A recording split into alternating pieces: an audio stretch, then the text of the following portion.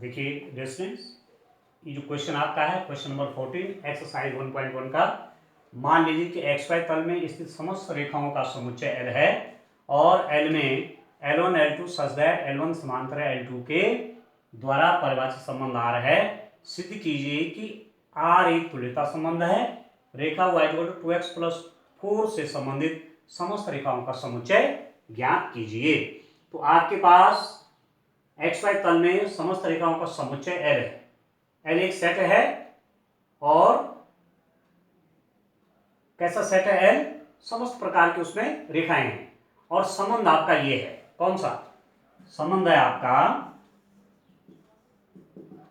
R आपको दे रखा है L1 L2 such that L1 समांतर है L2 के। तो ये संबंध आपको दिखाना है कि ये एक तुल्यता संबंध है। और इसके बाद मतलब इस क्वेश्चन के भी दो पार्ट हैं, तो पहले हम इसको दिखा लेते हैं। R L1 L2 जो L1 समांतर L2 के यह एक तुल्यता संबंध है। तो उसके लिए तीनों चीज दिखानी पड़ेंगी। सममित भी होना चाहिए, आपका स्वतुल्य भी होना चाहिए और आपका संक्रामक भी होना चाहिए। तो L1 बिलोंग्स टू L। कोई रेखा मैंने L1 ली तो प्रत्येक रेखा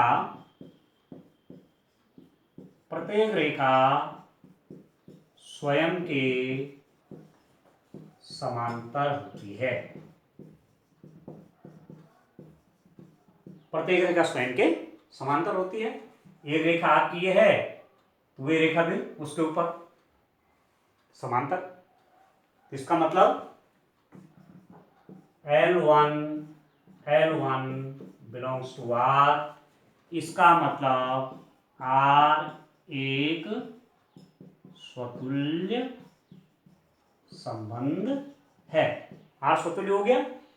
अब सौम्य दिखाने के लिए एक ऑर्डर पे ले लेता हूं। यदि L1 L2 belongs to R, यदि मैं एक ऑर्डर पे ले लेता हूं तो इसका मतलब क्या हुआ?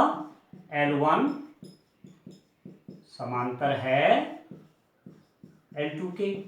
ये तो आपको दे रखा है। मतलब एक रेखा L1 मैंने ये ले ली और दूसरी रेखा L2 मैंने ये ले ली। दोनों आपस में क्या है? समानांतर रेखाएं। तो इसका मतलब क्या हुआ? L2 भी L1 के समांतर होगी। L1 L2 के समांतर है तो L2 भी L1 के समांतर होगी। इसका मतलब L2 L1 belongs to R और इसका मतलब क्या हुआ? R एक सममित संबंध है। R सममित निकल गया।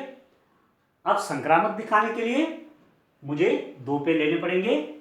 यदि L1 L2 belongs to R व L2 L3 belongs to R। L1 L2 belongs to R का मतलब क्या हुआ? This implies that L1 L2 के समांतर है तथा L2 L3 belongs to R का मतलब क्या हुआ? L2 L3 के समांतर है। मतलब L1 L2 के समांतर है और L2 किसके समानांतर है? L3 के। तो L1 L3 के समानांतर हो गया। इसका मतलब क्या हुआ? L1 L3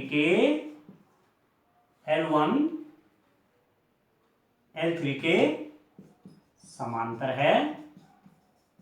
इसका मतलब L1 L3 belongs to R। तो इसका मतलब क्या हुआ? संबंध आपका क्या हो गया? R संक्रामक है। अब R स्वतुल्य भी है, R सममित भी है, R संक्रामक भी है। इसका मतलब R एक तुल्यता संबंध है।